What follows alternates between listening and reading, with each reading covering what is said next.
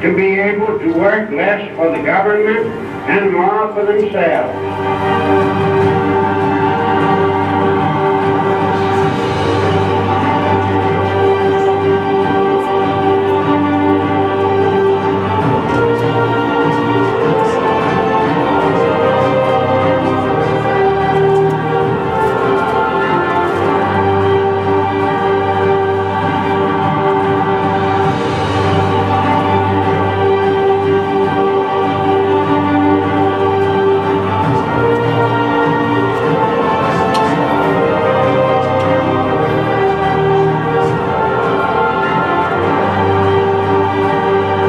As they say, is quote made in China. Most of the jobs will come from China.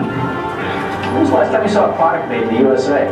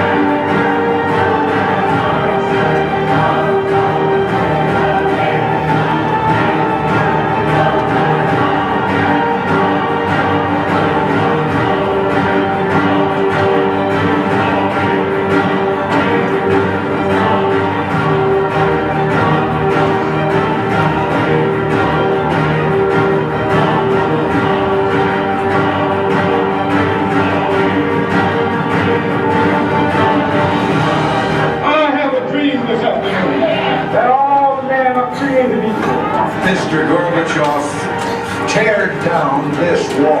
One small step for man, one giant leap for mankind.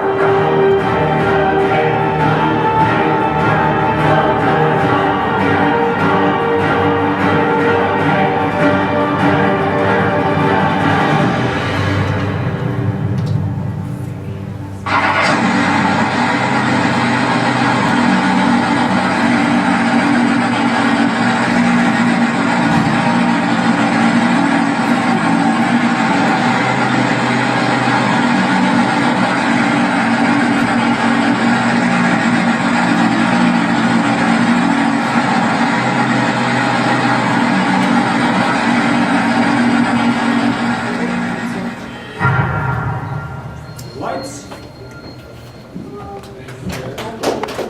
Good evening, everyone. My name is John Sullivan, volunteer FairTax leader for the Pueblo area. Before we begin, I'd like everyone again to let you know how much we all appreciate the Liberty Action Group, otherwise we would not have the opportunity to be here.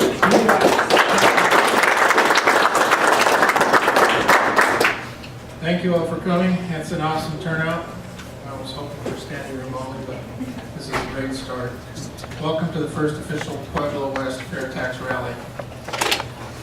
We're here to celebrate the real possibility of passing the FairTax and abolishing the IRS in our lifetime.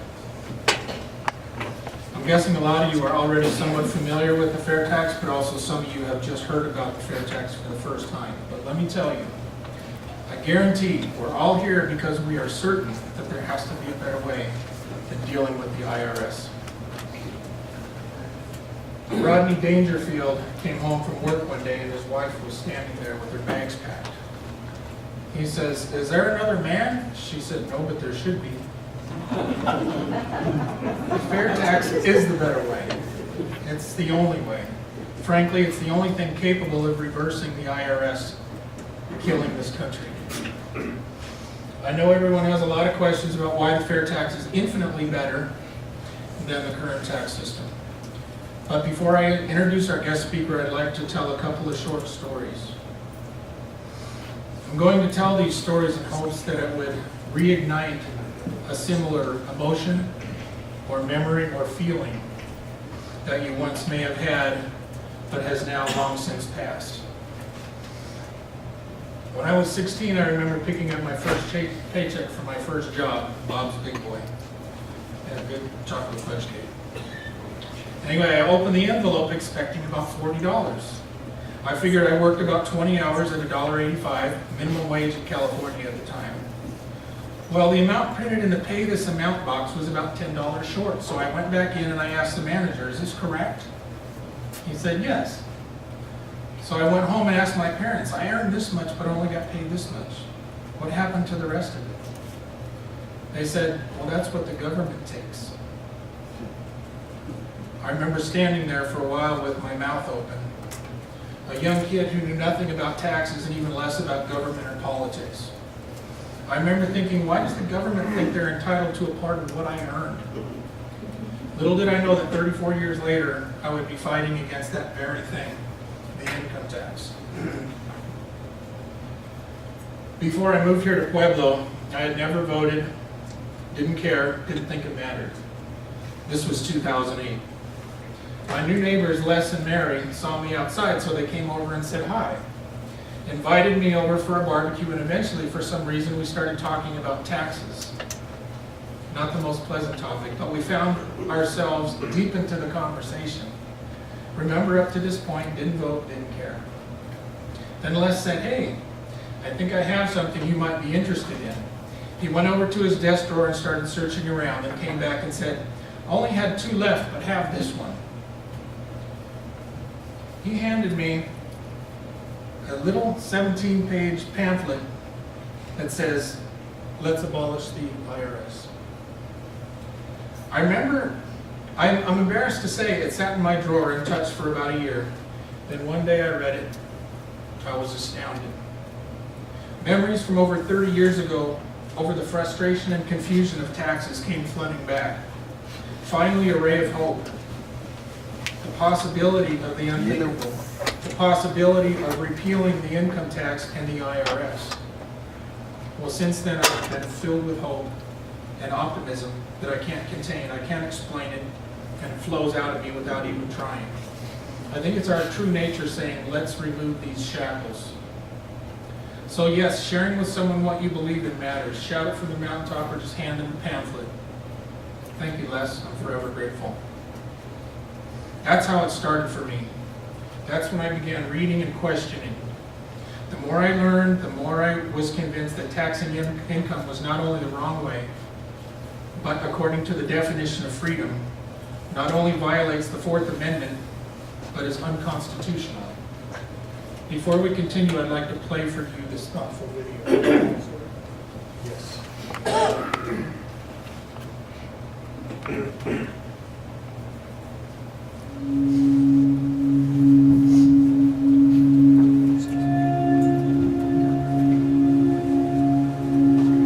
My name is Paul Wisikowski.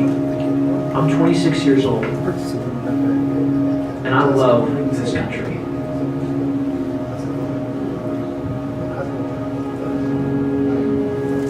I love this country because it knows what I'm capable of. This country knows how valuable I am. It knows how valuable you are. I love this country because its success is based on my success. See, this country was founded without limiting how much I can do and make and be, so that I would pursue as much as I can make and do and be. No other country puts its future so squarely on the shoulders of its people like the United States. And no other country rewards that responsibility as well as America. Imagine then if this great country were to raise its necessary revenue without inhibiting that work ethic. Imagine if we didn't take the gas out of the engine. That is the fair tax. That is the fair tax. You see, I want to work hard. I want to make something of myself. I want to be better than my parents, better than my current circumstances, better than what other people say I'm capable of.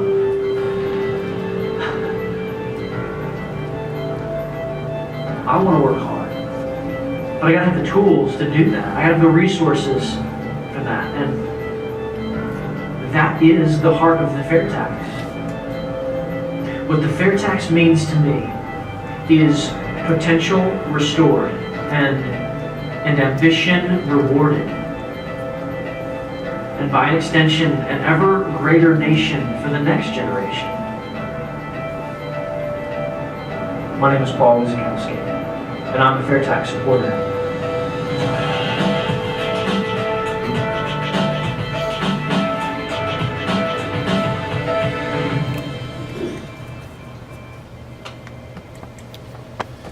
Thanks, Jeff.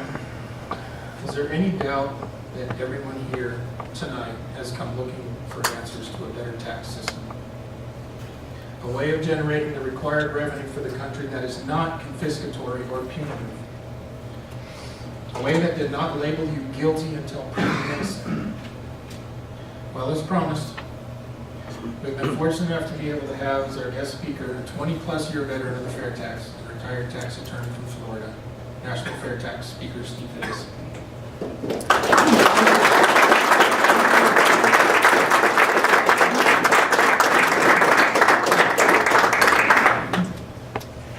Well, I always like to point out that the appropriate term is recovering, because I actually made a lot of money off this tax system. Made a lot of money. I created tax shelters back in the 70s. Made a lot of money. I was working in the 80s with people who were trying to keep more of their income. Made a lot of money. But I began to see something that was very disturbing. I would have people who would be in different states who would make an investment in the same venture, and they would get audited. One would be a tax bill of $30,000. One would be a tax bill of $300. And another one, this is true, another one got a refund of $8,000. Exactly the same investment. You've got a 77,000-page Internal Revenue Code that no one understands. And when I go around and I talk to people and I say, we've got to do something about it, most people say, yeah, I agree, because they're frankly, in my experience, two types of people who object to the present income tax. And they're represented here. It's men and women. How many times have you heard somebody defending the present system? Realistically. You know, I have debated, well, frankly, they were almost self-proclaimed Marxists. And they couldn't defend the system, they simply tried to defend the idea of redistribution of wealth. Okay? Because I have been, in fact, in Arizona, there was a forum put on at a college that I was there, and I was the only non-economist. And two of the economists were for the income tax, but every economist on the panel, including the two for the income tax, agreed that an income tax inhibits economic growth much more than a consumption tax. So we've got a system which no one really likes. We've got a system which absolutely is destructive to the economy. And we've got an alternative that we're having a lot of time difficulty in Washington getting across. Now, why do you think that is? Power. What do you think if you talk to some of these members of Congress, and I have, quietly, you know, where nobody's going to hear, and they actually have an unguarded moment? That does happen occasionally. What they will tell you is that the most control they have over what happens is through the tax code. Because through the tax code, they can influence everybody in this room. They can influence what jobs get created here. And they've done such a great job that they've created all these incentives to create jobs overseas. So what do you think is happening over here? People your age are having trouble finding jobs, right? Is it like 50% of the recent college graduates had to live at home because they couldn't get a job?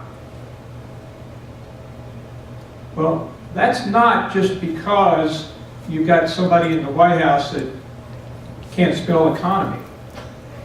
It's because you've got a system that's absolutely prejudiced against creating jobs over here and creating economic growth over here. Now, what are we talking about with the fair tax? It's very simple. How many people pay a state sales tax? Okay? The fair tax is a national retail sales tax. Okay? It is absolutely no more complicated than that. You go to Walmart, like John and I did, to get some cards, which we'll ask you to sign if you would like to be involved.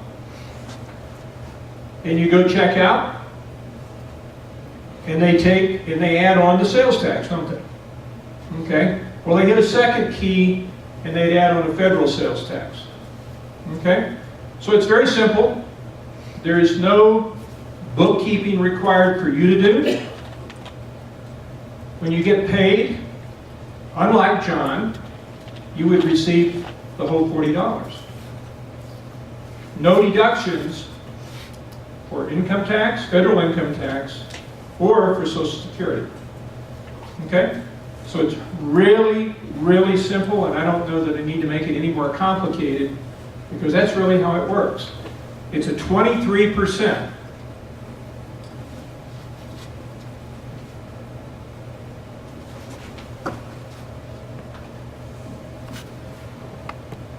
Okay? But that replaces the income tax and all FICA taxes, employee and employer, and the Medicare tax. Okay? How many people think that's a high number? Okay, so do I. But the reason it's that high is because that's what it takes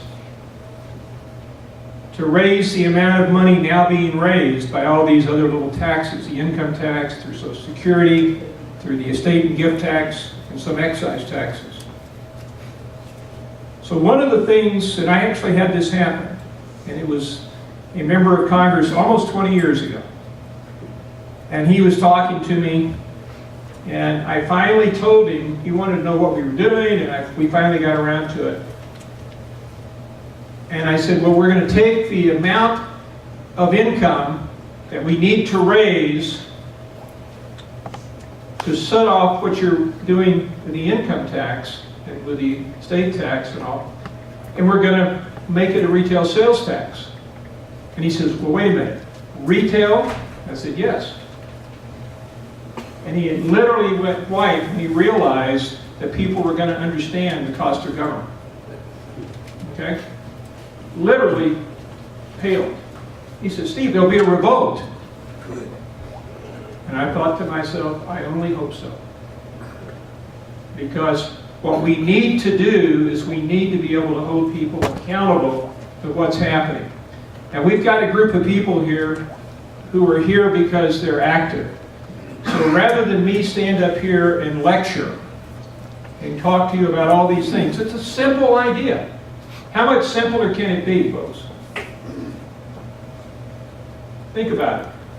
You take a 77,000 page stuff, which if you include the court rulings, which I used to have to read, and all that other junk, it's hundreds of thousands of pages. And I guarantee you that if you took the same tax return to 10 different tax preparers, you would get 10 different answers. How insane is that?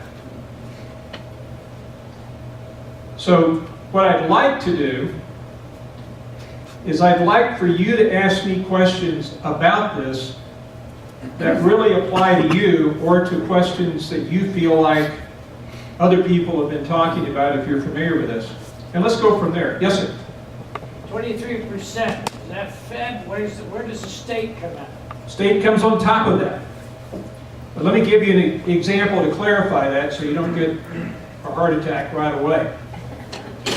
If you took in the state of Texas, which has about an 8% sales tax, some places 7.5%, but let's say 8%.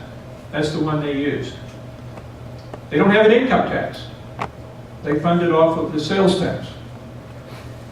They did an analysis and they said if you modeled the state sales tax after the retail sales tax that we have, that their rate would go to 3.5% because it would cover more.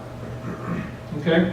So the states would probably model themselves after the federal plan, and the rates would go down, but it would still be on top of, because that's the cost of government. And one of the things, just one second, one of the things I love about this, that everybody else in Washington that I talk to doesn't like, is that every single person in this country suddenly has a stake in the game. All right? Every single person is a consumer.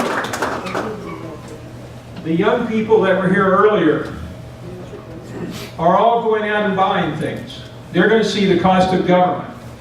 And they're going to ask us older folks some interesting questions. Right? What is this?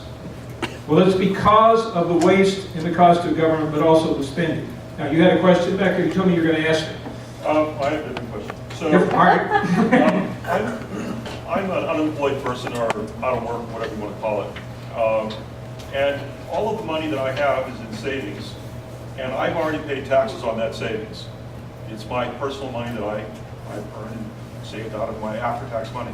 So now if I spend that money after FairTax is implemented, am I paying this tax again effectively? You are. Right. So is there a transition plan? There's no transition, but there is what's called a prebate. Okay? A lot of the way this bill was drafted, I helped draft the first one, so I have a little bit of pride of authorship here.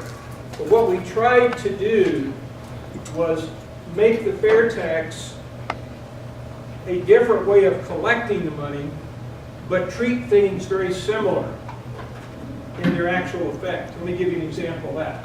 Right now, under the income tax, you have a standard deduction, correct? And you have a deduction for dependents, yourself and however many people, right? Yep. So you get to make a certain amount of money before you have to pay tax. Well, the way that the FairTax was set up was through a prebate. Okay, are you a single person? Yes. Okay. John, what is the amount of spending for a single person for which there would be no tax? $11,490. Per month? No such luck. Remember, this is modeled after the income tax rules. Okay? Yearly. So what we've done is we've said that what's going to happen is that it's just the poverty level. It's no magic. It's what the Health and Human Resources put out every year. But basically what we've done is said that for different family sizes, there's a certain amount of spending up to what the government says the poverty level is, for which you'll pay no sales tax. Okay, now how much a month is that? $220. Okay. So every month, you would receive a check, in your case, for $220, which would cover the taxes on close to $1,000 a month to spend. But that's irrespective of whether money that I have, That's right. I already paid taxes. That's right. Okay. Go ahead. Now, if the businesses are honest, and they don't have to take out all those taxes and everything, our product should go down by a certain percent. Well, it sounds like I've got people I planted in the audience here.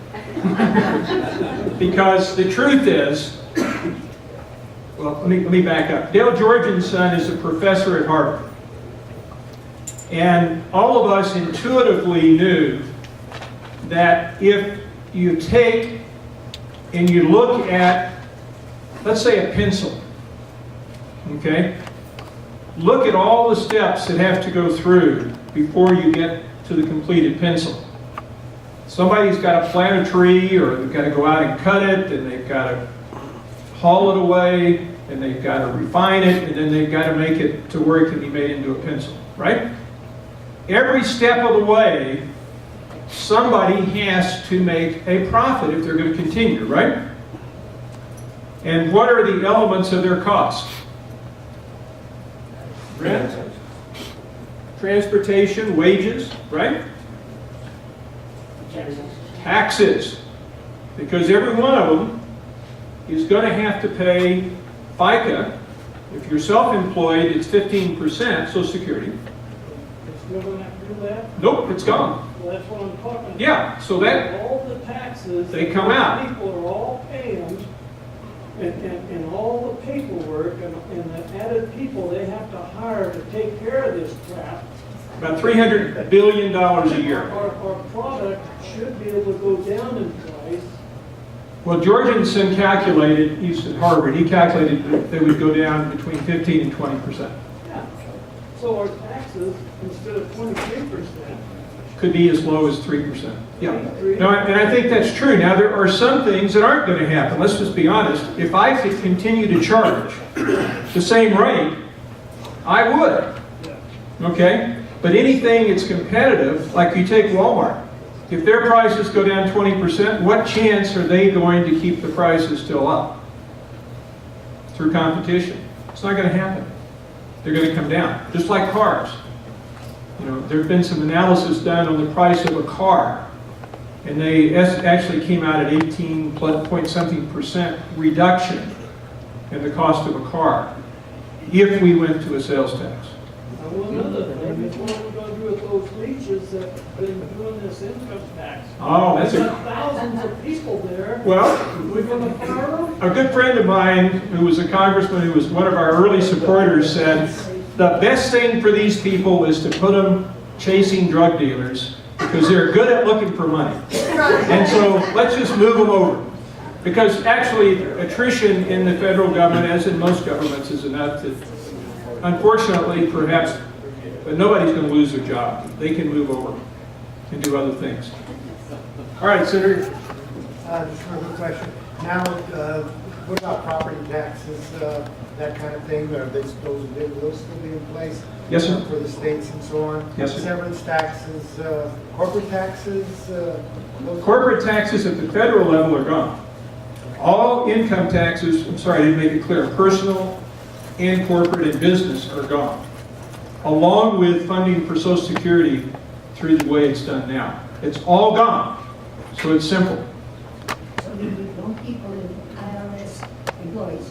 No, because, and this is the other thing that when Lloyd Bentsen became Secretary of the Treasury, remember that back in '93? Okay. I do. I had a friend, one of our supporters in Houston was a good friend of his, and he managed to get a meeting for me with Bentsen. And Bentsen, of course, passed me over to his senior Treasury officials. And the thing they hated the most was that in our particular plan, the taxes are collected by the states and remitted to the federal government. Okay? We're talking about federalism again and giving the power back to the states. All right? We're talking about giving each of us the freedom to be adults, to decide how much money we're going to spend, and to decide what we're going to spend it on. Okay? And to me, those are fundamental freedoms that as long as somebody can tell me I can do that, but they're going to penalize me, which is what they do now. You spend it this way, you're going to get penalized. Right? You spend it the way we think is best, we'll let you keep more of your money. It's all your money, folks. None of it's theirs. Yes, sir. Okay, it's 2 points. First off, the 23%, I guess, is you're trying to match total tax revenues at the federal level? Yes. Okay, not expenditures. Here's an interesting thing. Well, first of all, how many people are familiar, there goes my sign, with the underground economy? Trade. We all know about it, right? When's the last time somebody offered to do something for you for a lesser price if you'd pay cash? Okay, I'm not going to ask you if it was you. I'm asking somebody else. Okay? The underground economy in this country has doubled, according to a professor at the University of Wisconsin, in the last 5 years. It's doubled.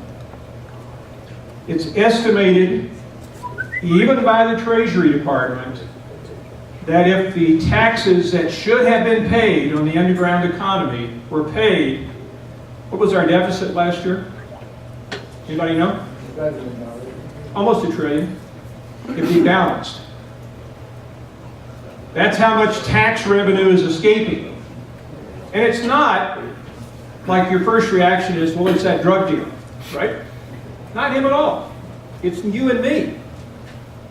If you look at the person who's evading the tax, they're going to look a lot like us. Let me tell you how. It's the guy who takes 3 friends to lunch and calls it a business lunch. Okay?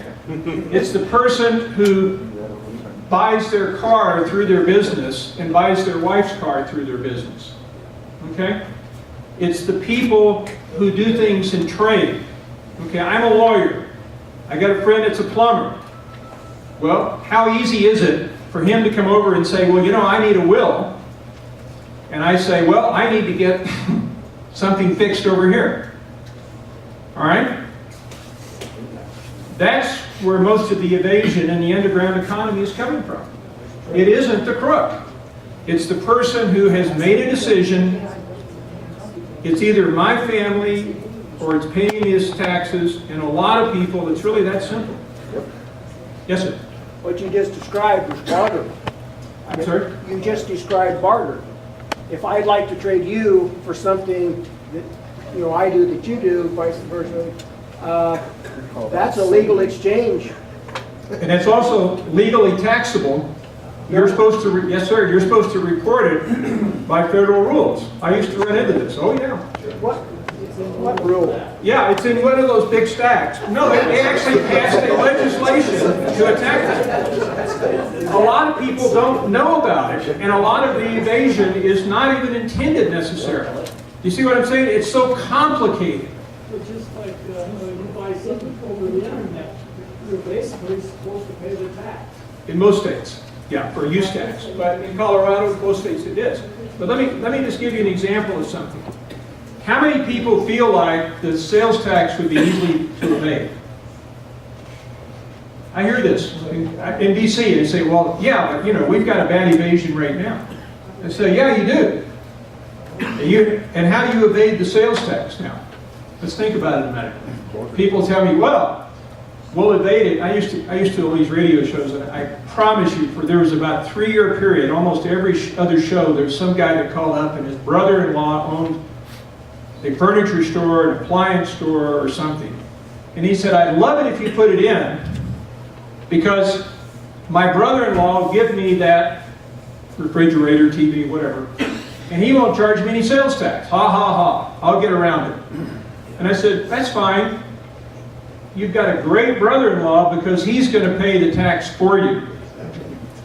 But how many people here have ever had a retail tax exemption? Okay. You know what I'm talking about. You have a resale permit which says I can buy paint for resale, and it's a number that goes on, okay?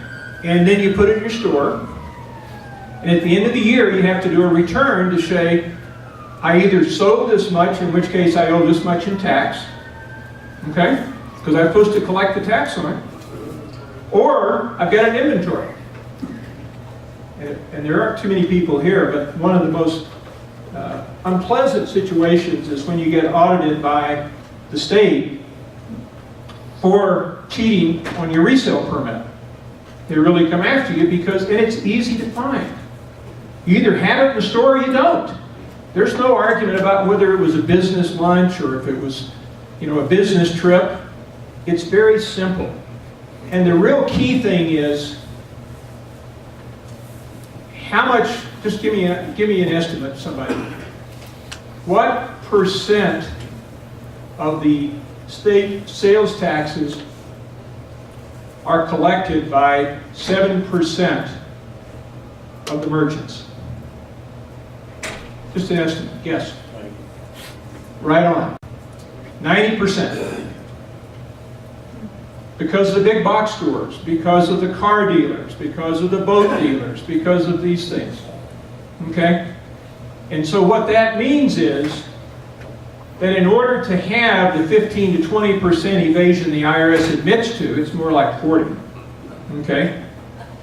You'd have to have 100% of the other people, the other 93%, evade 100%, and then you'd only have 10%. You see what I mean? Right. It's a very difficult thing to do. If you go to Walmart and you tell them you don't want to pay the sales tax, what do? They say, oh, that's fine. No. All right? It's just not going to happen. The other part of the question was that 23% acting like a surcharge is going to have some effect to diminish demand for products and services. Okay, just a supply-demand kind of thing. Except... has that been counted in? It has, except one thing. Let's say if you're in a 15% tax bracket, 15, 20, a lot of people in that. You've got your FICA on top of that. If you're self-employed, you've got 15% FICA that comes off the gross, right? Okay. And let's just say then you've got 30 cents coming out of here if you're self-employed. You've got 70 cents now of that dollar. So you're buying things with 70-cent dollars. If you're not self-employed, 78-cent dollars. Okay?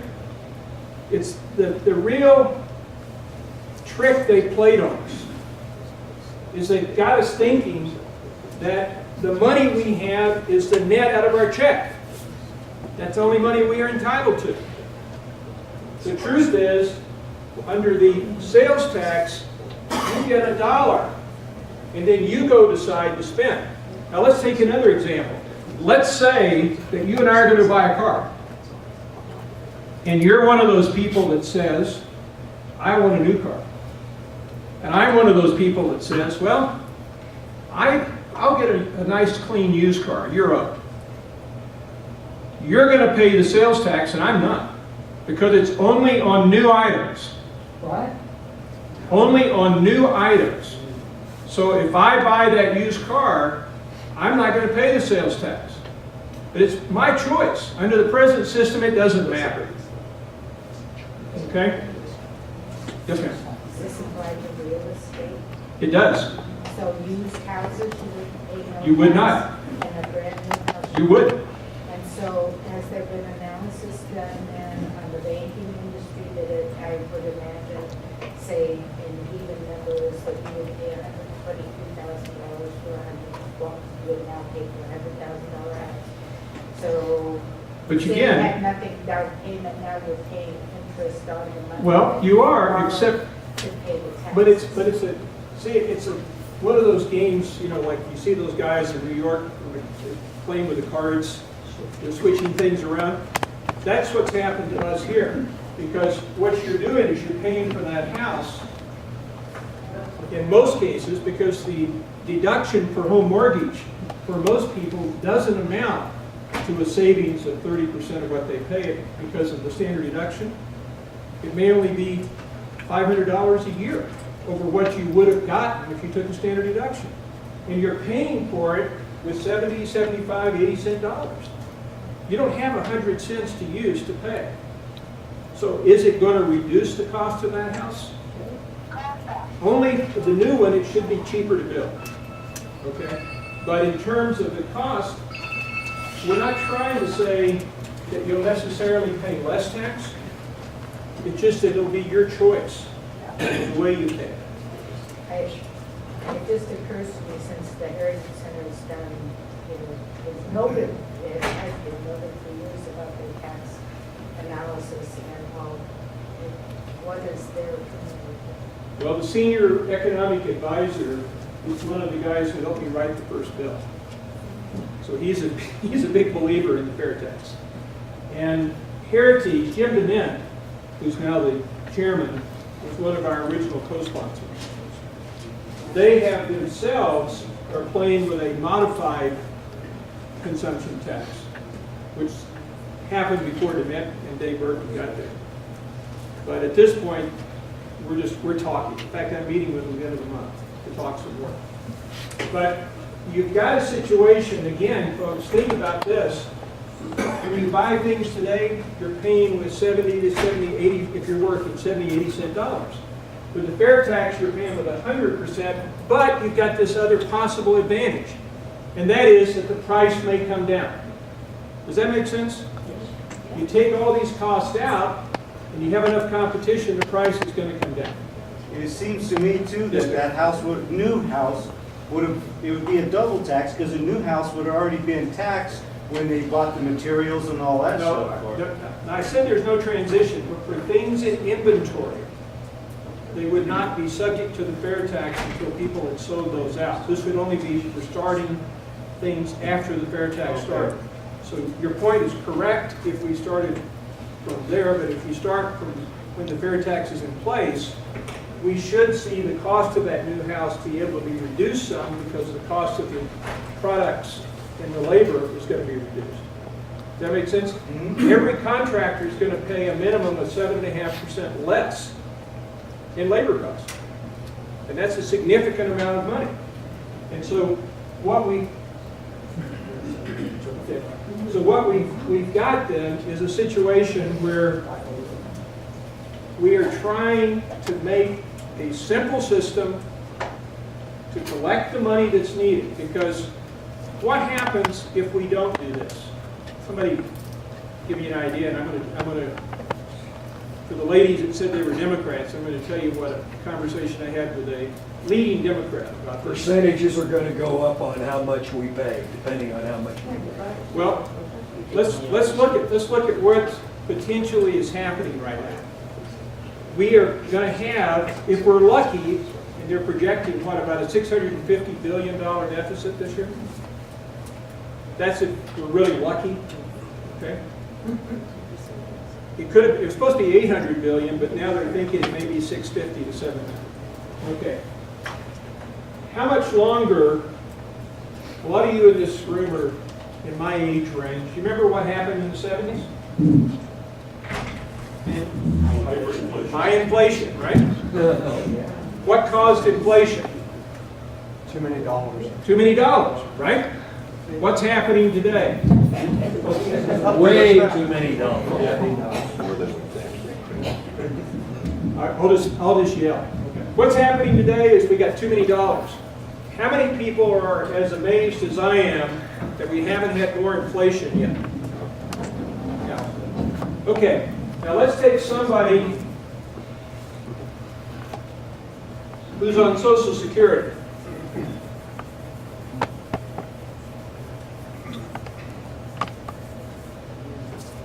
Not a very good eraser, but whatever. So you're on Social Security. And let's say that your combined Social Security, I'm just going to throw this out, is $2,000 a month. Okay? Right now you're supplementing it maybe a little bit, but let's say you're getting by on that because you've got things paid for or whatever. Inflation means what? It takes more dollars to buy the same thing. So let's say you've been spending $300 on groceries. And we have inflation like we did in the 70s. In order to get the same groceries, you might have to spend $450. You remember that? Some of us can. Yeah, starting to. It hasn't hit us yet, though, because they've been able to keep this money going to keep the effect away, but it's going to stop. If the debt interest rate rises to the historical levels for the last 80 years, the amount of interest that we're paying doubles on the loans. Okay? And that's coming. It's already edging up. So what we're talking about is the person having to spend more money. Now they still got this $2,000, and you say, oh, but in Social Security, the law says they've got to keep up with inflation. All right? That's what I thought you were going to do. So what's going to happen is you're going to have less spending power unless we do something different. If we were to put the sales tax in last year, the economy would have grown and the number of jobs would have grown 10% more. This is according to Beacon Hill study up in Boston. 10% more than under the income tax. 10% more. What we're talking about is a situation, and I said I was going to talk about this, but I'll even tell you who it was. Charlie Rangel. People know who Charlie Rangel is. This was 96. Okay, so it's a few years ago. But Charlie Rangel's office, I used to meet with his tax aide, and he was from New York, and we would have these arguments at high volume. Okay? You know, and he would come out occasionally and laugh and say, okay, guys, keep it down. I'm having a call in here. But we talked one time, and he said, honestly, I think we're going to have to go to a consumption tax. Because everybody I talk to tells me that we're not going to be able to collect the income tax unless we use bayonets because of evasion. And because we're not going to be able to have the economy grow enough to fund the programs I want. He wasn't concerned about complexity. He wasn't concerned about freedom. He was concerned about taking care of his constituents. And he felt like, and I think he's right, that if you don't have economic growth, you cannot do these programs because you don't have the money. When Gerald Ford was president, I went to one of their meetings in Palm Springs, and I talked to some of his advisors, and one of them told me he loved the idea, and he talked to the president about it, but they had decided that they couldn't support it now. And I said, really, why? This was in, 91 when I talked to him. But he said, yeah, we talked about it back when he was president, but we couldn't support it. And I said, why? And he said, because it would make too much money for the Treasury. And we felt like that as long as we had all of these members in there that were going to spend like drunken sailors, we couldn't do it. Okay? Well, now we've got an opportunity to do one of two things. I will tell you that in my lifetime, and certainly in those of you who are younger than me and yours, there's going to be a sales tax. You're going to get rid of the income tax. And it's going to be one of two ways. We're either going to causatively do it. In other words, we're going to do it in a way that works, or we're going to do like Richard Nixon was prepared to do when they had the labor unions threatening to strike against paying income tax. You remember this from back in the 70s. They had to set up a retail sales tax to go into place, to replace the income tax, because that was the only tax they felt they could collect if everybody revolted. So when the income tax fails, and I promise you it's on its way, how many people are going to pay tax when 50% of the population isn't? Really? Well, we do have choices. You can't put everybody in jail. That's what Nixon came across. Just enough. Oh, just enough to worry about it. Well, that's the threat. But they only prosecute 1,500 people a year with income tax. You know, this sounds good and everything, but I've heard this now for the last 12 years. Every time there's an election, we're gonna have this. No. And it never happens. No, it's not, I've ever said that, I'm not saying that it's not been said, but this is something that is going to come. And the question is, are we going to get in front of it or get run over by it? Because if we do it as a last resort to keep the government alive, guess what's going to happen to all of the payments that are going to people? You're going to have a huge reduction in that. And you're going to have an incredibly tough situation that we're all going to face. But if we do this, if we take and do something common sense, and we start looking at it. Now, the senator left, but I'm going to say it anyway because Steve and Vic are here and they're running. The situation that's starting to happen in some states, and we really believe that it's going to happen in more. All of you know that incumbents to the House of Representatives and the Senate are almost never beaten, right? In the general election, where do almost all of them lose? Primaries. Why? Fewer people vote. The people that tend to vote are the ones that are issue driven. That's been true forever. We're starting to see now more states, Georgia and Florida, where there's a more significant bloc who are letting them know, just like Vern Buchanan was told in Florida, that these people are going to be issue driven. They're going to support a candidate that supports the FairTax. And I think that's what's going to make the needle move. It isn't going to be everybody wanting it to happen. You know, they don't need to see the light. They need to feel the heat. I think that's what Anita said. And they really need to do that. And the only way, it's like Billy Tozan was a senator, excuse me, congressman from Louisiana. I don't remember him or not, but he became a very good friend of mine. And Billy told me something. He said, look, he's the Cajun, right? And he says, look, 10% of the members of the House of Representatives are devout liberals. Any vote, no matter how stupid it seems for their career, if it's a vote, they'll be on that side. They'll vote. Same thing on the other side. No matter how impolitic it might be, that 10% will vote conservative. He said, the other 80%, we just want to keep our jobs. And if you want to get to us, you don't tell us that it's smart. You don't tell us that we should do it. You tell us if we don't do it, we won't have a job. And that's the only way it's going to work. And I agree with you. It's not going to work because all of us believe it's a good idea.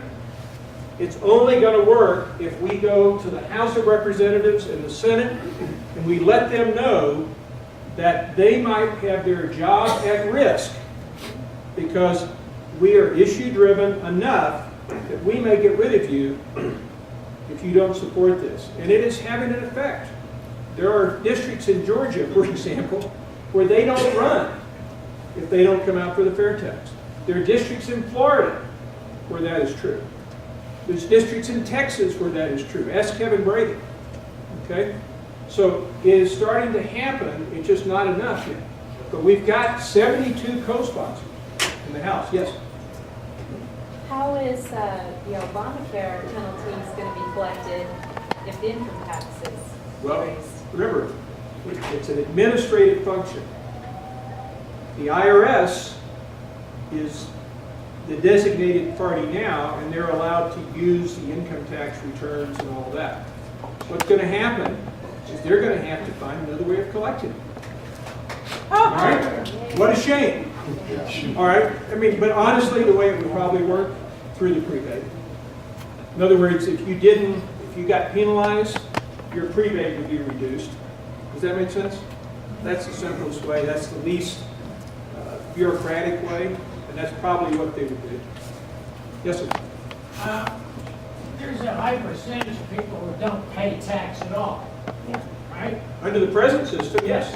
Okay, so under the new system, they would. I'm wondering what happens when you get a block of 30% or 35% of the people who say, this is not fair to the poor. Well, what you've got, just like Stillman was talking about, give me an example of a family of 4. What would be the amount of earnings they could make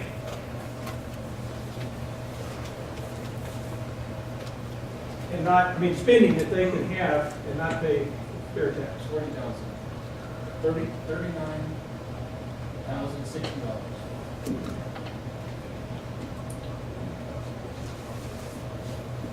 Okay? And they would pay 20% on the amount over that if they had it. But you're talking about, for a lot of people, more than they make. Right. Okay? So it's really very hard to say that it impacts the lower income people harder, because you exempt up to the poverty level, plus most of those people that are working that aren't paying income tax, what are they paying? They're paying FICA at 8% tax, which would reduce, let's say they made 40,000, it would be reduced by 8%, even if they weren't paying income tax. So you would issue them some kind of card when they go Nope. for the Well, check? actually, They that's would- probably what would happen, would be a credit to a card. Yeah. It used to be a check was going to be sent. Now it's probably going to be a credit to a card. Explain to us what FICA is. Okay. It's just simple. It's Social Security and Medicare. Okay. Yeah. Make it simple. Yeah. Federal insurance. So anybody with less than that, would they have to keep their sales receipts? Not a thing. Go someplace? Nope. It's not means tested. The idea is everybody gets it. We keep it as simple as we can.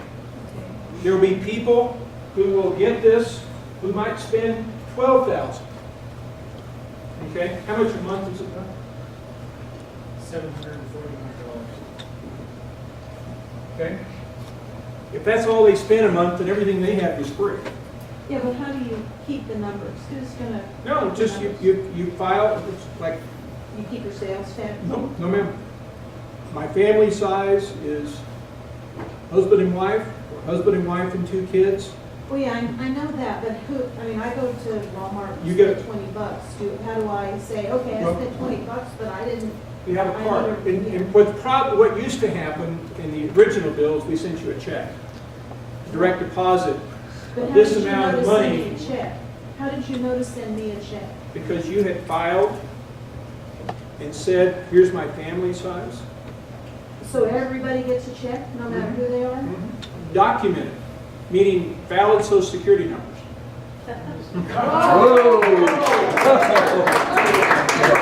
Yeah, valid social security numbers. I haven't taken one from him. Yes, sir. What's to stop this from turning into, let's say this actually gets enacted, but we still have the income tax? No. I assume there's something that says, once this starts, this stops? Yeah.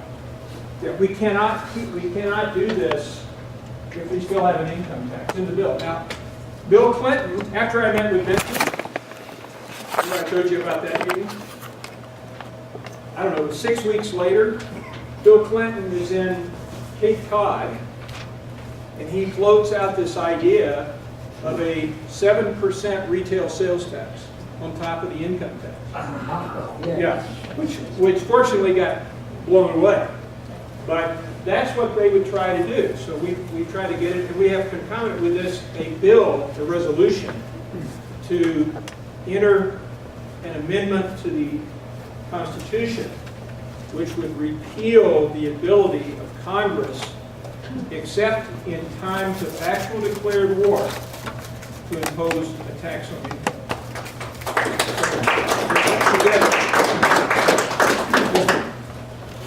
I kind of have a question going back to what this lady was just asking about.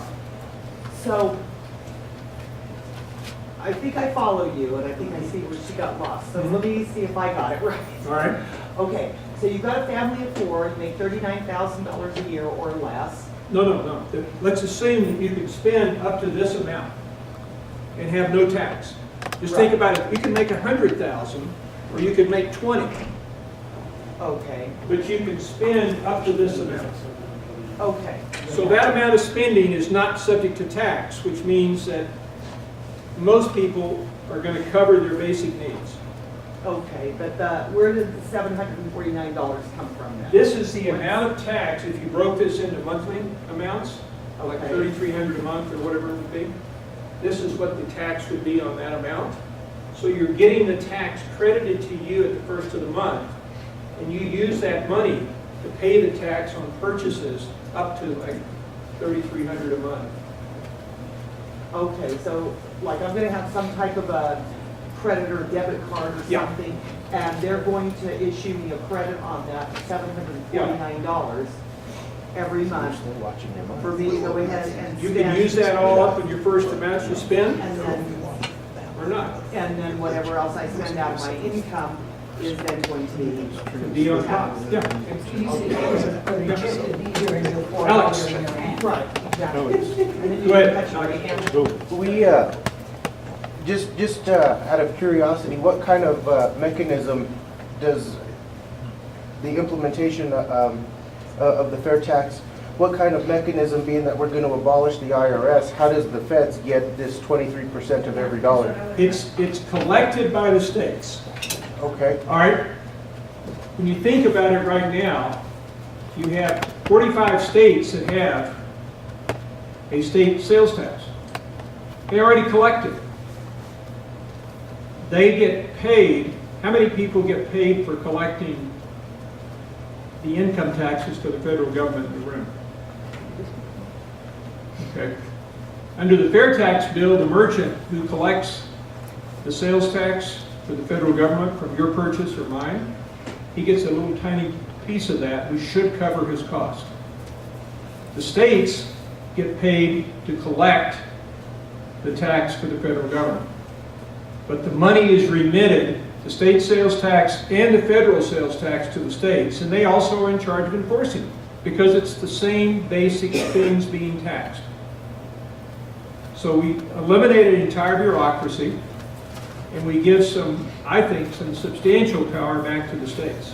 So, okay, now me having state pride to an obscene amount here, what's to stop my beloved Colorado from saying, we're not going to send this money to the government, we have problems of our own we need to deal with?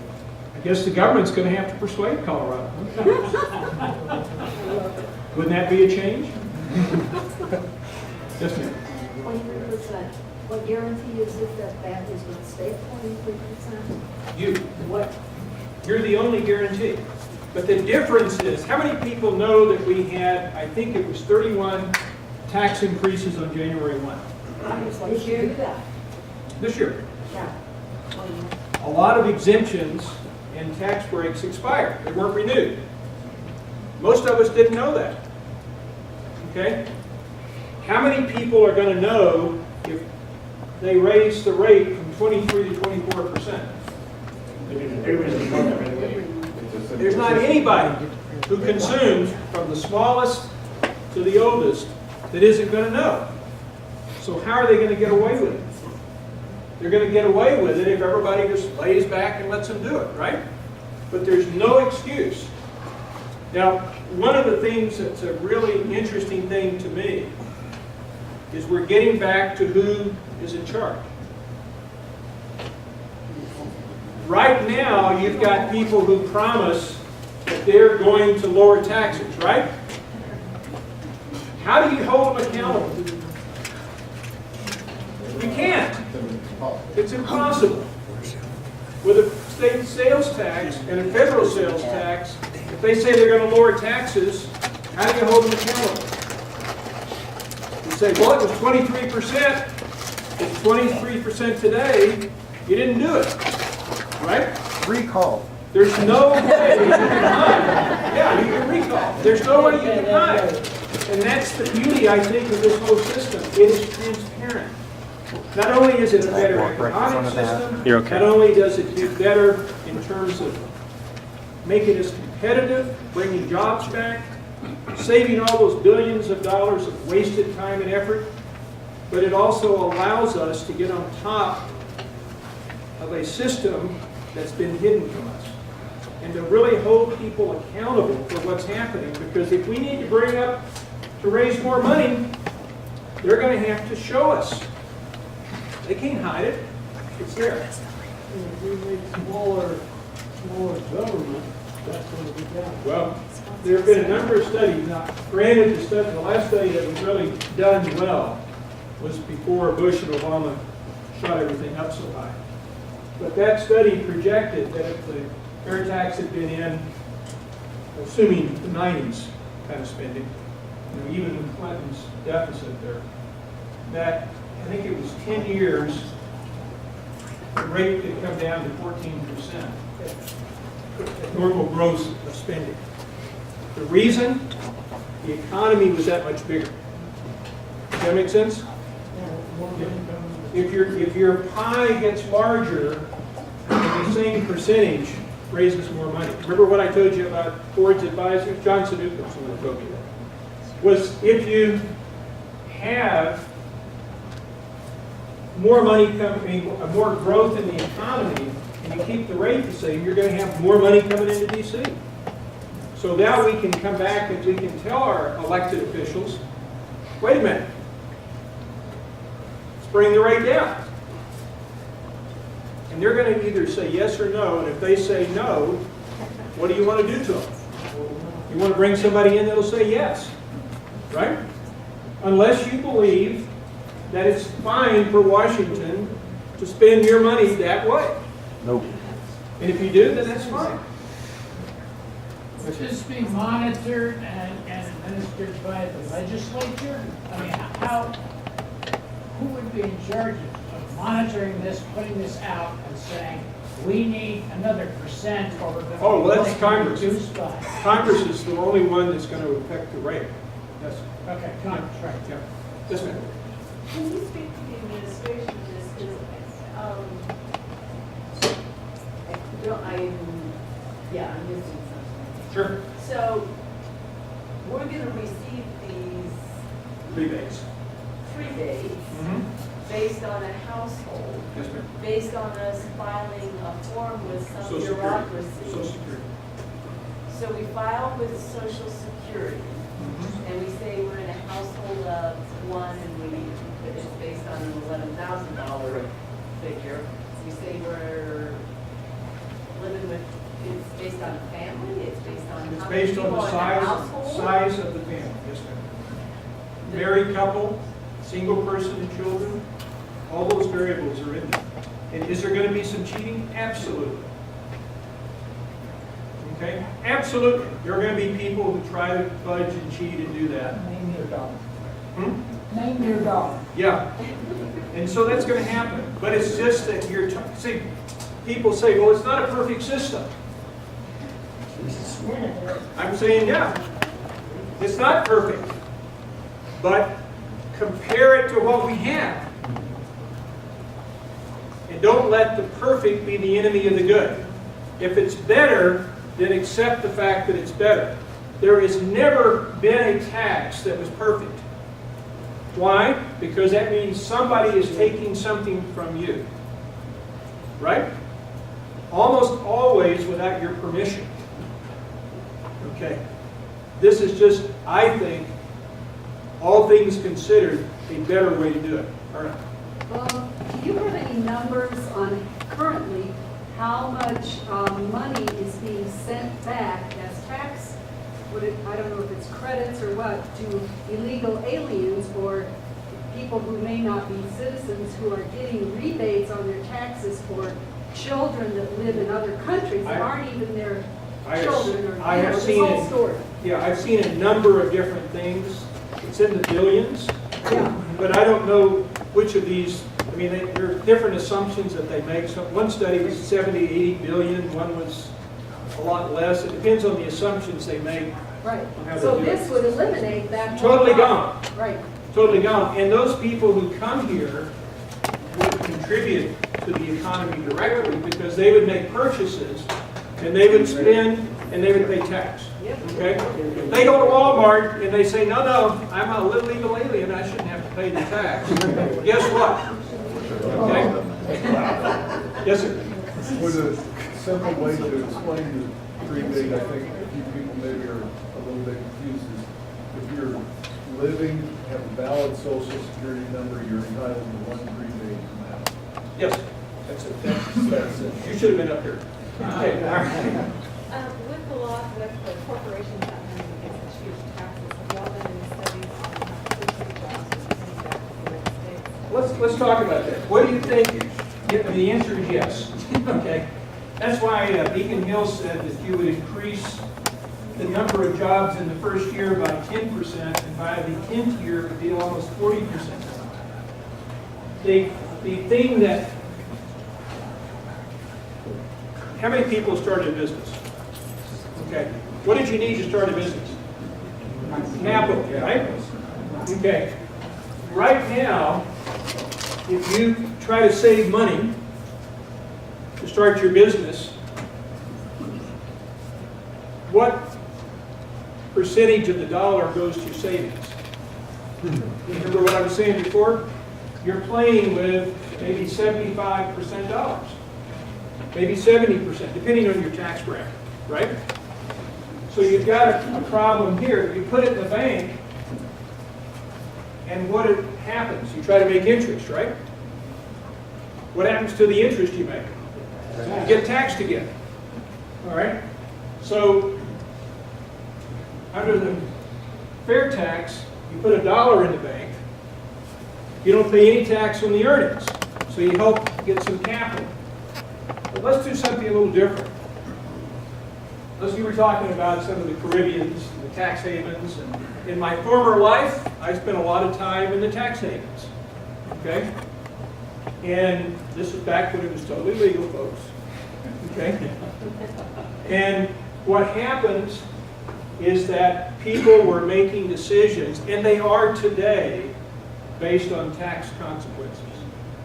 Okay? Income tax consequences. If you have a situation where you take the world's strongest economy with the best infrastructure, and you say, we're going to make it a tax haven, what do you think is going to happen to that $3.5 trillion that's on this, what they call the shelf, meaning it's outside of any jurisdiction? Where are they going to want to invest? Here. If they bring in money to invest here, and you say, well, wait a minute, what if they're from Germany? Well, they go to Germany, here's the US, here's Germany. The tax in Germany is going to be almost 40%. The tax in the US, where do you think they're going to invest? Okay? So you've got more capital coming in. What happens when more money comes in? Typically, interest rates go down. Okay? They're artificially down now, but economically, that's what happens.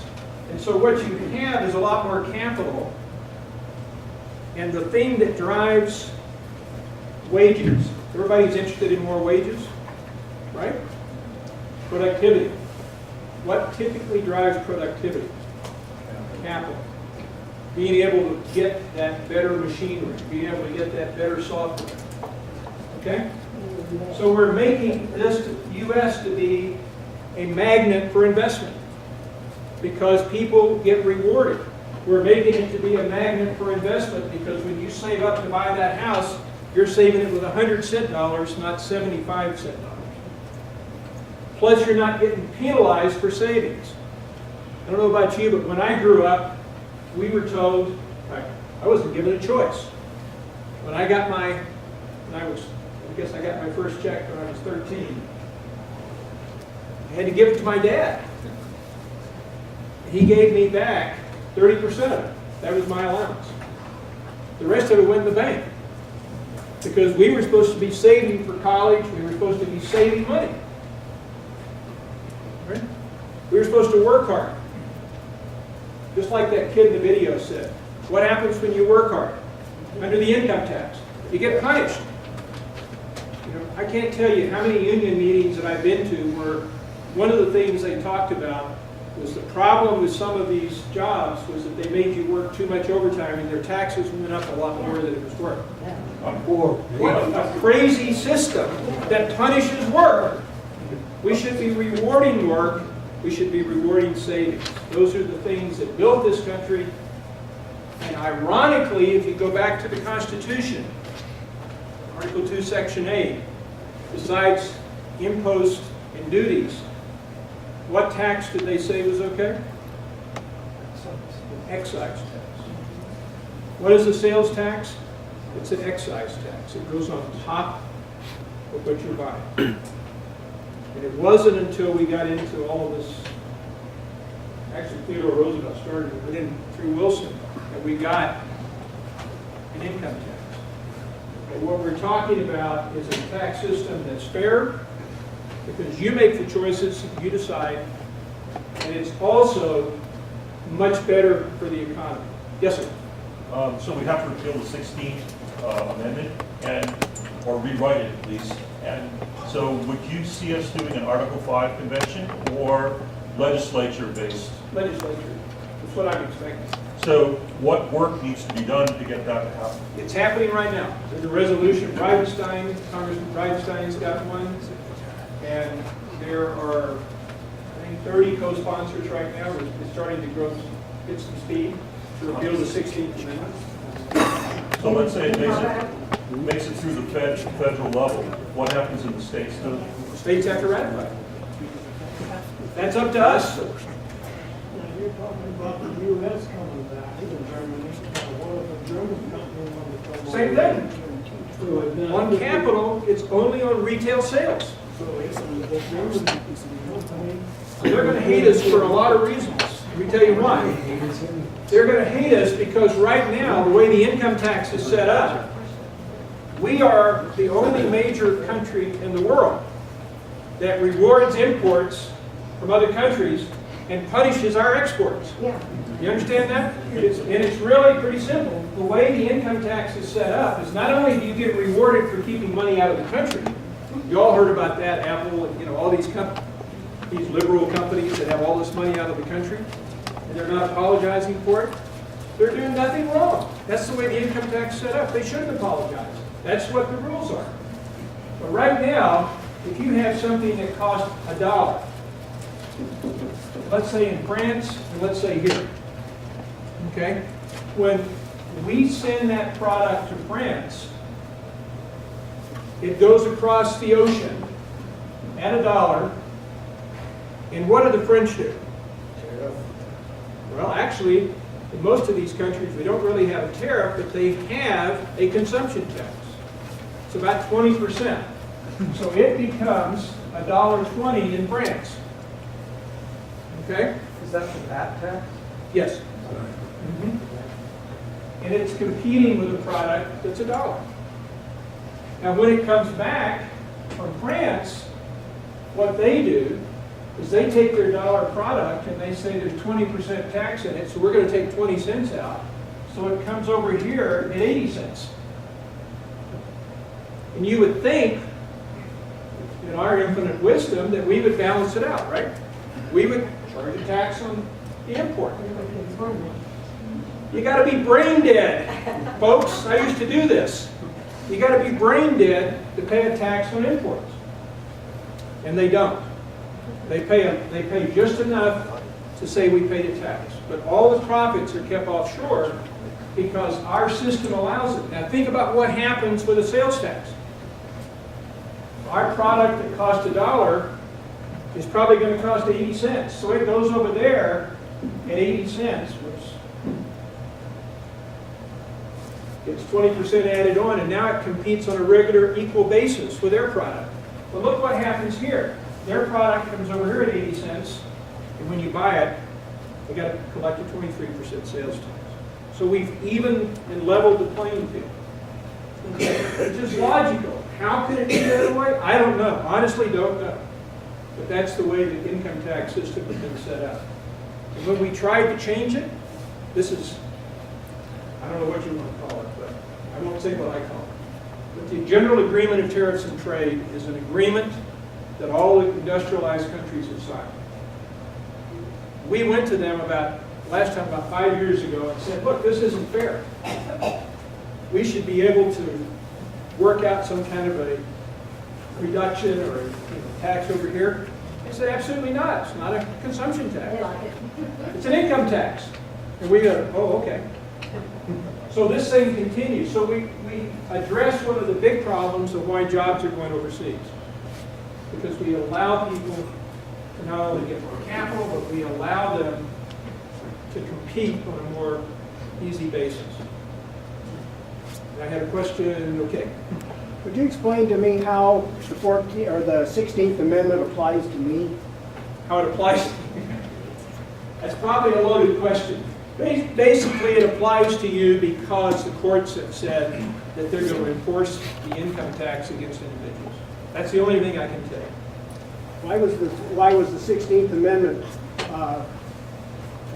brought about? It was necessary because there was a Supreme Court case which threw out, a 5-4 case now, it wasn't overwhelming, it threw out an individual income tax. And that's why they went to 1894. And that's why they went through this process of getting an amendment. Well, I've read that it removed the corporate income tax, and when they brought it back in with the 1909 Tax Act, that allowed them to tax income from corporate profits. That's not the way it's interpreted, and frankly, if we do the sales tax, we get rid of all that crap. It's all gone. We don't have to worry about whether it applies or doesn't apply, because everybody only pays tax if they spend. That make sense? So the corporations pay no tax? No tax. Well, they don't pay tax now. You know a corporation that pays tax? Well, I know who pays the tax for corporation, but still, they collect it. Yes, of course. They collect it. It's a cost. It's like rent. It's like insurance. They put it in their price. They collect it. It's all a joke. It's just a joke to think that they actually pay taxes. The money that corporations have either come from capital for taxes, labor, which is where most of it comes right now, folks, because labor is cheap. It's plentiful. You got a lot of people out of work. So where do most corporations take it? They take it out of labor. Okay? But that's basically all they can do, or they take it out of price increases. If they can't increase the price, they take it out of one of those two. But the taxes are almost always paid by you and me. Yes, sir? Now, would it apply to corporations, say corporation decides to shelter, they want a personal jet, but they buy a corporate jet instead. Would they pay the tax on that jet when they purchase it? Probably not. No? If it's for business. Okay, if it's for business. Just like today. Yeah, well, that's what I mean. You pay no tax. It's like a salesman going out right now is making different purchases for their business. Fuel, different things they're using in their business. They have a resale permit under the sales tax. Okay? It's just retail sales and services. Yes, sir? So if we're paying 23% and everybody's cognizant of that, is there any studies or feelings with that much awareness that 23 would be driven down through legislation, through asking them to cut back on some of the programs that fuels? The studies so far, unfortunately, show that it's going to raise a lot more money, and so than the current system, because it's going to grow the economy. In other words, 23% of $1 is 23 cents, but of $2 is 46 cents. Okay? And we're talking about a growth. If it goes up 10% the first year, we're talking about 7 years it doubling. So the thing that we have to be aware of is that we're going to have to put these guys and hold them accountable, because I think we're going to see the government revenue start to go up. But frankly, folks, if our prosperity is going up, we can control these other people. But we can't control having our kids not have jobs. We can't control all of our good jobs going overseas. Under the income tax, that's what has happened. It's not just Obama. This has all been going on for a long time, folks. But if we're raising the revenue, we could also say it's time to That's up to us. It's up to us to cut it back to 22. We don't have any choice right now, because we've got so much evasion that cannot be stopped. But you agree with my premise? Absolutely. Okay. I actually think that study that was done in the 90s probably is left applicable. It may not be 10 years, but within a period of time, the rate could go down to half of what it is. And I think one thing that really makes this a lot better is it's a lot easier to get a group of people together to say, hey, let's lower this tax, Yes. rather than trying to figure out our tax code right now on, well, how do we bring our taxes down right now? I mean, just from running this recall, it was easy because it was a common thing. We could get people on board. I couldn't imagine trying to convince people of the tax code on how we could run some sort of initiative to lower our current tax situation now. But to just tell somebody, hey, we're paying 23% sales tax, I think it's time we pay 20%. Yep. And make Who government doesn't live. understand that? And make them live with the revenue. Yeah. Yeah. Yes. I guess I don't fully understand all the collections and whatnot, but this does not mean that this all has to be done electronically, does it? That's right. As far as collecting revenues and the predates and all that, does this mean this all has to be an electronic? No. So we No, can- we can- but in a retail's point of view, almost 100, well, 90 some odd percent, 8 or 9% is now electronic in terms of the retail point of sale. But if you wanted to use real money, someday maybe we will again, could we do it with this system? Sure. Sure. Get a voucher, go down and get some cash. Yep. If everybody with a social security number gets a check every month, depending on their family, whatever, does that get rid of welfare? Because they Nope. automatically get? Nope, nope. So they'll get their welfare Well, plus I they don't get know. another check? They'll get that check, but it should adjust the amount of welfare they would be entitled to. Well, But if see, it only lifts them up to the Poverty poverty level. level, then they shouldn't get a welfare check, because they automatically get. I'm staying out of that argument, I agree That's with up you. to us. But all I'm talking about is the way it's funded, okay? And the fact of how much money we pay.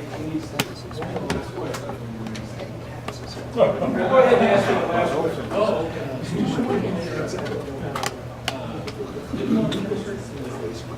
I think it did. Yes. Say, pay out, one time, one sum, the FairTax, if I want $20 million, how much would I take? 20 million. No, you see why? Because we're winners. That's right. Because, well, we'd all be winners, folks. Do you agree? Yes. We'd all be winners because we get to keep our money. And honestly, I am really tired of some 30-something guy telling me what it's okay to spend my money on. And if I spend it according to what he thinks is right, then I can get a little bit back. I should be the one that decides how to spend my money. I should be the one that decides what the rate should be. It shouldn't be so complicated like you were talking that nobody can figure it out. It should be simple. Why not? What's the point of this complexity? So forgive me, Steve, going back to the conversation that you and I were having, and I didn't get to finish my point here. You said that the federal government would have to persuade Colorado to send them that 23%, whatever's left of that 23%. How does that work? What are the repercussions that the federal government could do to Colorado? We got a lot more troops.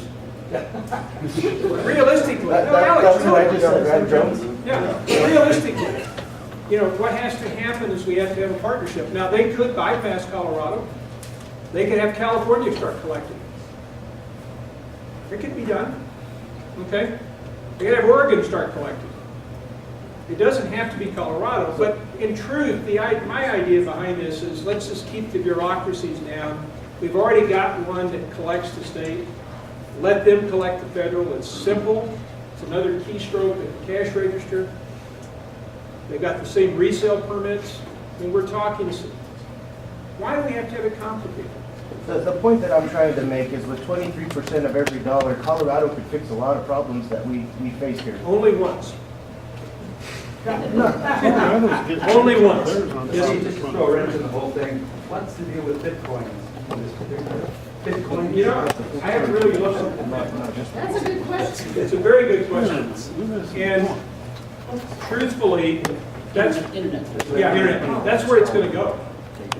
If you keep an income tax like this, That's where it's going to go. Now, most people, though, Bitcoins are now used a lot for interactions like plumbers, lawyers, and different things. And there are different things that are done, but most retail products and many retail services are done cash register. And those are going to be taxed. Several states are starting to use it.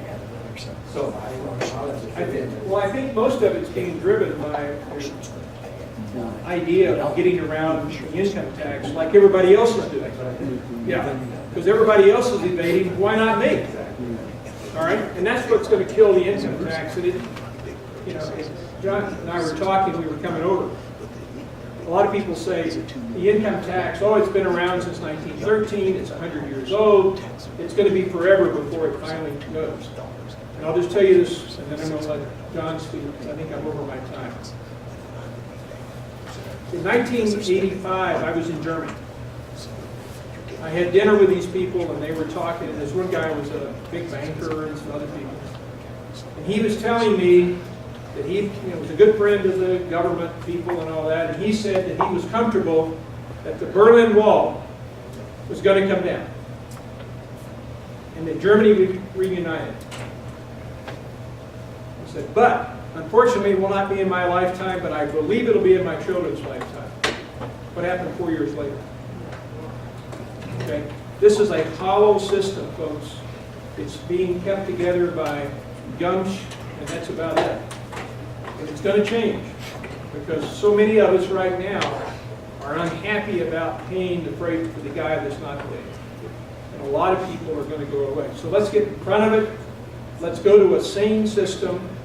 And what John's going to speak for a second, and then what we'd love to do if you're interested is we've got some index cards. Put down your information about how John can contact you, and let's see if we can kind of work together to make it an issue for these members of Congress when they run in the primary. Okay? Thanks very much.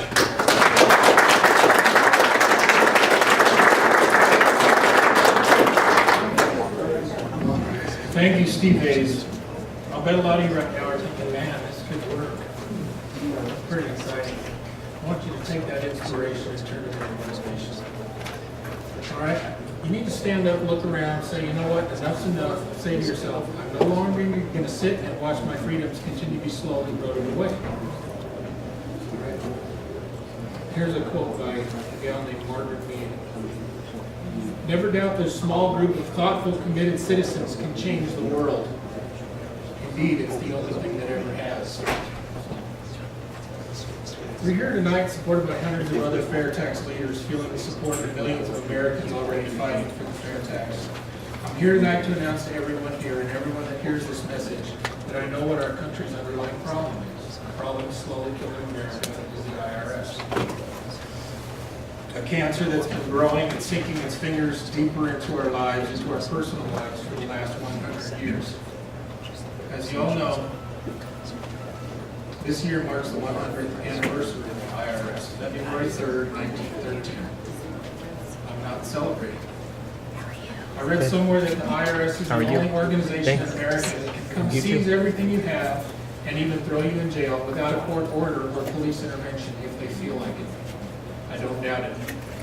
The Fourth Amendment says the right of the people to be secure in their persons, houses, papers, and effects against unreasonable searches and seizures shall not be violated.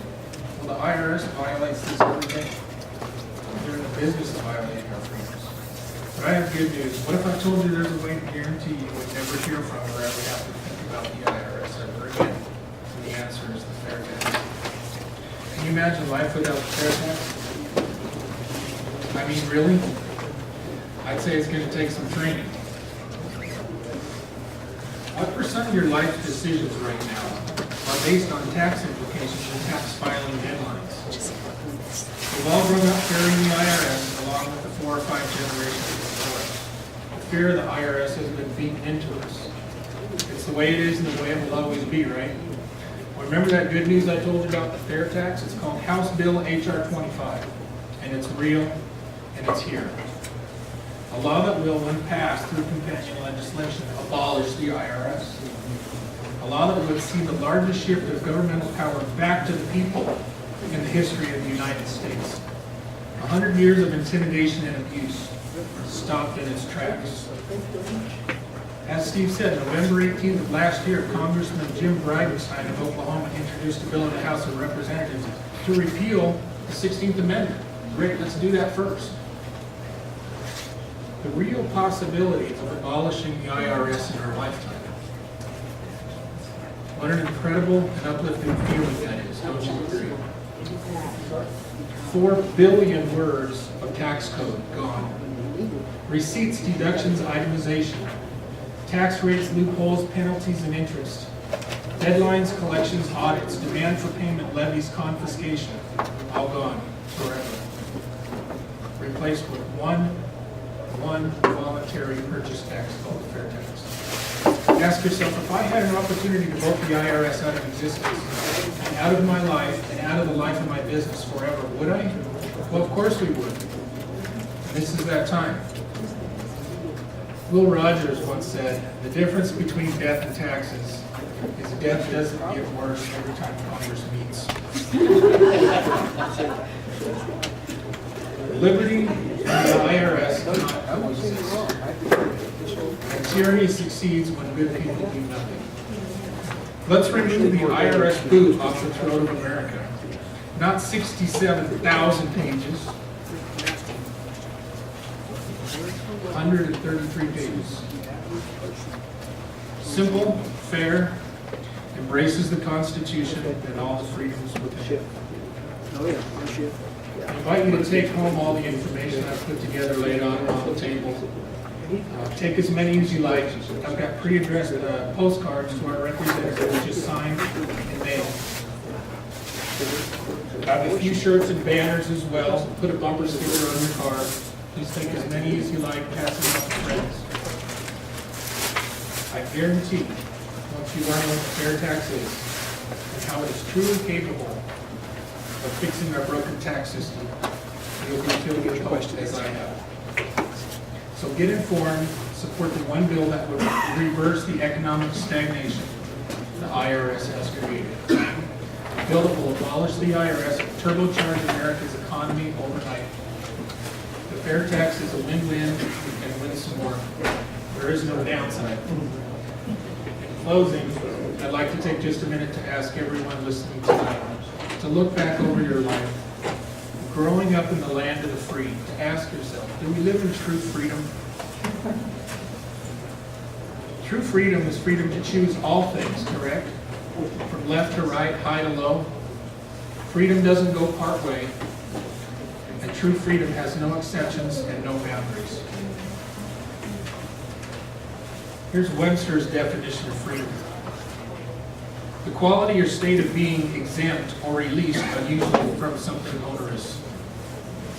The absence or necessity, coercion, or constraint in choice or action. If one agency has the power to force you to do something, by force, not by choice, and you can't opt out, then ask yourself, does my life in America fit the definition of true freedom? We will never be truly free as long as an income tax is leveraged on us by force by an army of agents. There is but one way to change this, and it's the FairTax. I'm going to read a quote, and I think you'll all smile when you hear who wrote it. Congress, in implementing the 16th Amendment, went beyond merely enacting an income tax law by empowering a tax collector to do the very things from which that article says we were to be secure. It opened up our homes, our papers, and our effects to the prying eyes of government agents and set the stage for searches of our books and vaults and for inquiries into our private affairs whenever the taxman might decide, even though there might not be any justification beyond mere cynical suspicion. The income tax is bad because it's robbed you and me of the guarantee of privacy and the respect for our property that were given to us in Article 4 of the Bill of Rights. This invasion is absolute and complete, and as far as the amount of tax that could be assessed is concerned. Please remember that under the 16th Amendment, Congress can take 100% of our income tax anytime it wants to. This is downright confiscation and cannot be defended on any other grounds. The income tax is bad because it was conceived in class hatred as an instrument of vengeance. It employs the vicious principle of taking from each according to his accumulation of the fruits of his labor and giving to others according to their needs, regardless of whether those needs are the result of indolence or lack of pride, self-respect, personal dignity, or other attributes of men.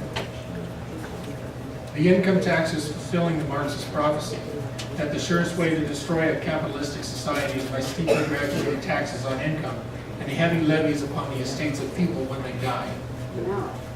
The income tax is bad because it's oppressive to all and discriminates particularly against those people who prove themselves most adept at keeping the wheels of business turning and creating maximum employment and a high standard of living for their fellow men. I believe that a better way to raise revenue not only can be found, but must be found, because I'm convinced that the present system is leading us right back to the very tyranny from which those who established this land of freedom risk their lives, their fortunes, and their sacred honor to forever free themselves. End quote. T. Coleman Andrews, retired IRS commissioner. Share what you have learned here tonight with everyone you know. Read how the 16th Amendment was passed, and ask yourself, how's that been working out for us? The average age of the world's greatest civilizations from the beginning of history is 200 years. We cannot allow the ever-expanding government and IRS that opportunity. So when it comes time to vote, vote for the FairTax candidate. Because I guarantee you that candidate cares more about your liberty and freedoms than every other candidate combined. And when it comes time to speak out against the income tax and the IRS, do so proudly and with conviction. I'll end with this quote from Ronald Reagan. Our federal tax system is, in short, utterly impossible, utterly unjust, and completely counterproductive. It reeks with injustice and is fundamentally un-American. It has earned a rebellion, and it's time we rebel. Get involved. Let's pass the fair tax, abolish the IRS, and give America pointed back towards real freedom as the founders had envisioned. God bless and travel safely tonight. Thank you.